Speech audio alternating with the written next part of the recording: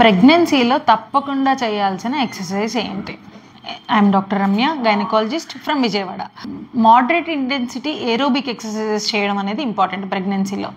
అసలు aerobic exercises ఏంటి, moderate intensity exercises ఏంటి?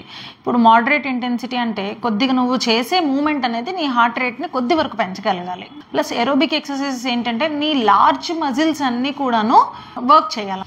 అంటే ఎప్పుడైతే నువ్వు బ్రిస్క్ వాక్ చేస్తావో అప్పుడు నీకు ఆ మోడరేట్ ఇంటెన్సిటీ ఏరోబిక్ ఎక్సర్సైజెస్ ఉంటాయి అన్నమాట. పర్ వీక్ ఒక 150 minutes, అంటే ఒక 5 days ఈ వీక్ 30 minutes ఎవ్రీడే చేస్తే సరిపోతుందా? ప్లస్ ఎక్సర్సైజ్ చేస్తే మాకు అబార్షన్ అయిపోతుందా, బేబీ వెయిట్ తగ్గిపోతున్నదా, ఎర్లీగా డెలివరీ అయిపోద్దా, ప్రీటర్మ్ లేబర్, ఇలాంటి భయాలు చాలామందికి ఉంటాయి.